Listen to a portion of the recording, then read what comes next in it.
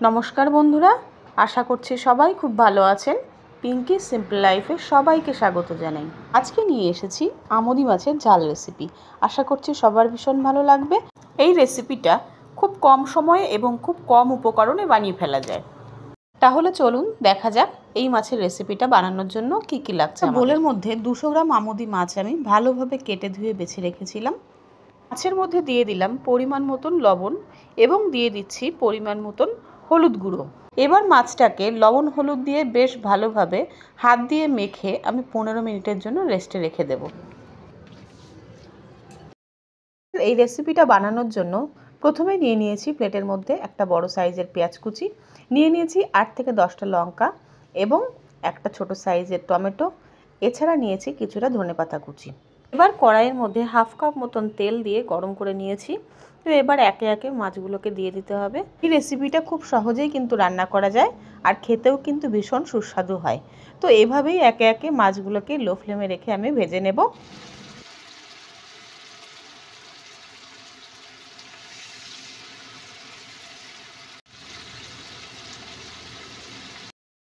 এবার মাছগুলোকে একে একে আমি তুলে নেব। ওই তেলের মধ্যে দিয়ে দেব হাফ টিস্পুনের থেকে একটু কম সাদা জিরে। জিরেটাকে একটুখানি নেড়ে চেড়ে নেব। নেওয়ার পর ওই তেলের মধ্যেই দিয়ে দেব পেঁয়াজ কুচি।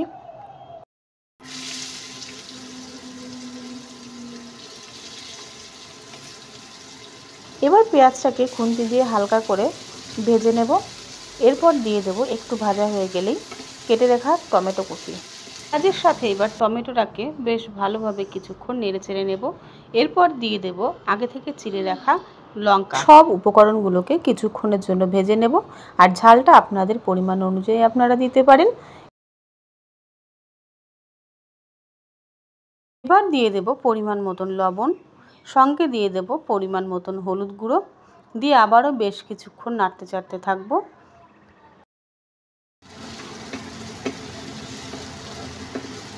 তো এবার দেখুন তেলটা ছেড়ে এসছে। এবার দিয়ে দেব পরিমাণ মতন অল্প করে একটু জল। 5 থেকে 7 মিনিট মতন আমি ঝোলটাকে ভালোভাবে ফুটিয়ে নিয়েছি। এবার দিয়ে দিচ্ছি আগে থেকে ভেজে রাখা মাছগুলোকে।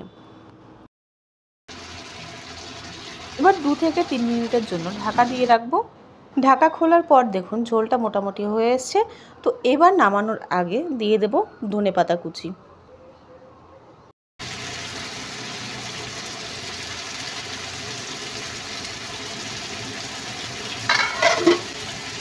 মাছটা যেহেতু খুব নরম হয় সেই জন্য খুব বেশি জোরে নাড়া যাবে না। নামানোর আগে এবার দিয়ে দেব 1 টিস্পুন মতন সর্ষের তেল। সর্ষের তেলে কিন্তু মাছের টেস্টটা ভীষণ ভালো আসে। তো আমার এই রেসিপিটা কেমন লাগলো অবশ্যই আপনারা কমেন্টের মাধ্যমে জানাবেন।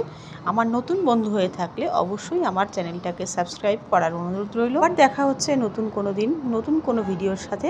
ততক্ষণে সবাই ভালো থাকবেন, সুস্থ থাকবেন। আজকের মতন এই পর্যন্ত।